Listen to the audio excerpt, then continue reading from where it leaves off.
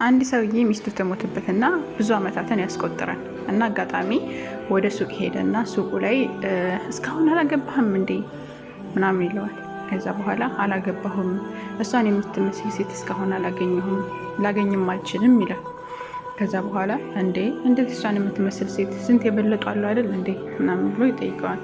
ነው እሷን የሚመስል በፍጹም አላገኝም፣ የእሷን ማንነት ትረዳ ዘንድ አንድ መውቀፍ ልንገር ወይም ደግሞ አንድ ታሪክ ልንገርህ ይለዋል። እሺ ንገረኝ አለው። አጋጣሚ ተጣላንና ከቤት አስወጥቼ ወደ ቤተሰቦቿ አላኳት። ሂጂ ወደ ቤተሰቦችሽ ብዬ ከቤት አስወጥቼ አላኳት። ከዛ በኋላ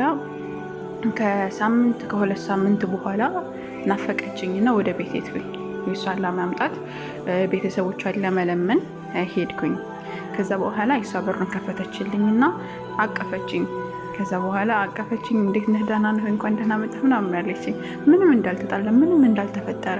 ከዛ ወዲያው ምንም እንዳትናገርሽ ለቤተሰቦቿ አንተ ተሳፍረሃን ብዬ ነው ወደዚህ የመጣ አንተ እሱ ተሳፍሮ እስከምመጣ ድረስ ጠብቂኝ ብሎኝ ነው ብዬ ነው ለቤተሰቦቿ የነገርኳቸውና መጣላታችንን እንዳትናገር አለችኝ።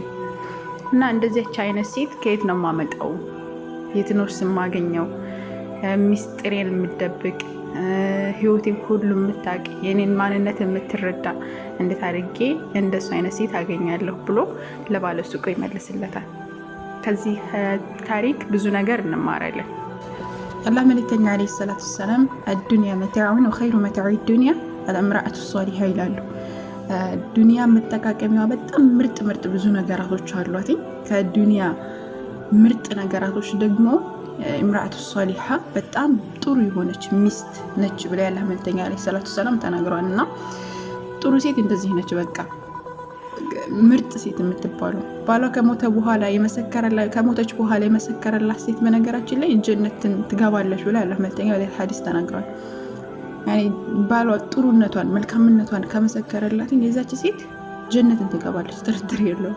እና ትልቅ የሆነ ነገር ነው። እና የባል ሚስጥር መደበቅ የሚስትን ሚስጥር መደበቅ ያላህ መልእክተኛ አለይሂ ሰላቱ ሰላም ተናግረዋል። በትንሣኤ ቀን ራሱ ወይም በየውመል ቂያማ ላይ አሸር الناس ተብሎ የተገለጸው عندالله منزلة يوم القيامة الرجل يفضي إلى امرأته وتقضي إليه ثم ينشر ሲራህ ብለ ያላህ መልእክተኛ አለይሂ ሰላቱ ሰላም ተናግረዋል። ሚስጥር ማባከን የሚባለው ነገር በባልና በሚስት መካከል የሚደረግ ማንኛውንም ነገር ሚስጥር ማባከን የተጠላ መጥፎ የሆነ ነገር ነውና ጥንቃቄ ልናደርግ እንደሚገባ ያስረዳናል። እና ሰውየውም ደግሞ ምን ያክል ጥሩ ሰው እንደሆነ ይሄን ማንነቷን እያንዳንዱ የምታደርገውን ነገር ላይ እሱ ብላ የምታደርገው